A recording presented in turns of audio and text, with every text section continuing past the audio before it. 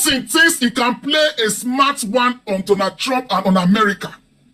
There was a Venezuela tanker ship that was sanctioned from America and from even Europe self. That very ship, they talk say the ship, they carry some things, so they give all these Hamas for Iran and all these things. So that ship was on sanction. And the name of the ship is Bella 1. The ship has been manufactured for over 24 years ago, and a very long time ship. So this very ship, America see am for inside sea, they won't seize this ship. Then before you know it, they don't come see the ship again. The ship just, like I said, just disappear. So America can say, okay, no problem. They can't put the intelligence for everything. They look where the ship go for come outside. But at least no, you must show now. So not being last week, the ship just automatically show. If they come towards the costa of UK. So now America carry all their, now marine, military, everything, go UK area. In fact, UK even join America for this very matter. UK can support America. They wait for this ship. So before you know it now, something strange just happened. The ship that was not carrying any flag, that was not carrying any, automatically it came out now and be carrying the flag of Russia and also the painting of Russia. They can't change the name from Bella 1 to Marinera. Then Russia now is not claiming the ship. Then Russia can send in submarine to guide this ship, to protect this ship to this destination. Now America say you lie. Now be the one now America just hijack the ship today, seize the ship.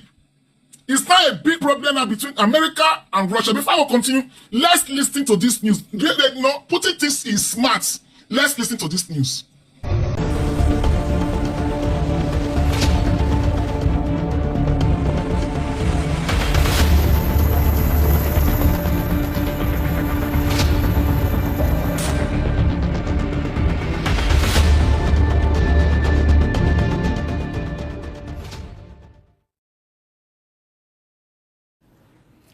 A rusting oil tanker, 2 nuclear-powered navies, and 1 Atlantic flashpoint. It's almost like a rerun of the Cold War. Russia versus America at sea.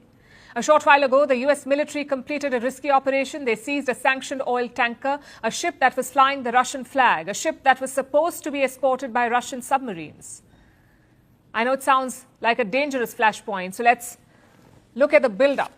Last month, the U.S. imposed a partial blockade on Venezuela. They banned sanctioned tankers from the region. If any sanctioned ship came close, the U.S. would seize it. Since then, 2 such vessels have been taken, the Skipper and the Centuries. But a third ship eluded them, and that's the Bella 1.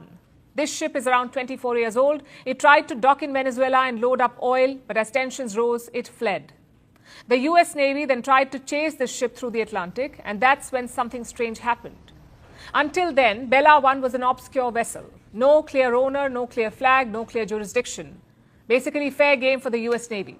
But as it fled the Caribbean, the ship registered itself as Russian. The crew painted a Russian flag on its side, and they renamed the vessel from Bella 1 to Marinera. So suddenly, this stateless ship became a Russian ship, meaning it now had Moscow's protection. And that's why Russia has reportedly sent a submarine to escort this ship safely to Murmansk. That's a port city in the Russian Arctic.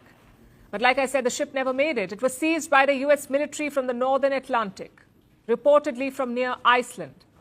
We have a statement from the U.S. military. Here's what they've said. This seizure supports President Donald Trump's proclamation targeting sanctioned vessels that threaten the security and stability of the Western Hemisphere. The operation was executed by Homeland Security components with the support from the Pentagon. Russian state media have also confirmed this. Moscow had warned the U.S. against seizing this vessel, yet Washington went ahead.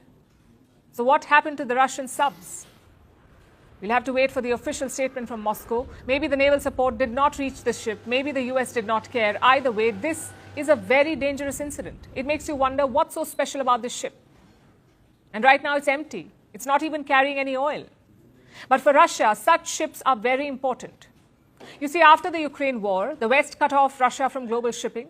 Western tankers won't carry Russian oil and Western companies won't insure it. So what did Moscow do? they turn to a global dark fleet. These are ships which are more than 15 years old. They have no clear owner, no clear flag, and no insurance. There are more than 1,000 such ships in the dark fleet, and these ships ferry sanctioned oil, whether it's Russian or Iranian or Venezuelan. And for Moscow, this dark fleet is important. It keeps their oil revenue intact. And for the Americans? For the Americans, it's leverage against their rivals. Both Iran and Russia use the Black Fleet. So if Washington can crack down, they can put pressure on Moscow and Tehran. Hence this intense maritime chase. Now, just to be clear, this does not mean that Trump has a problem with sanctioned oil. He has a problem with who buys it. Take a look at his latest announcement on Venezuela. Trump says Caracas will give 30 to 50 million barrels of oil to the US. That's sanctioned Venezuelan oil. Let me quote from what Trump has said. This oil will be sold at its market price, and that money will be controlled by me as President of the United States of America to ensure it is used to benefit the people of Venezuela and the United States. We're talking about oil worth nearly $2 billion. Trump says Venezuela will turn this over to America. It's not clear what that means. Is Venezuela selling the oil to America, or is the US seizing this oil? That part is not clear yet. Also, where will this oil come from?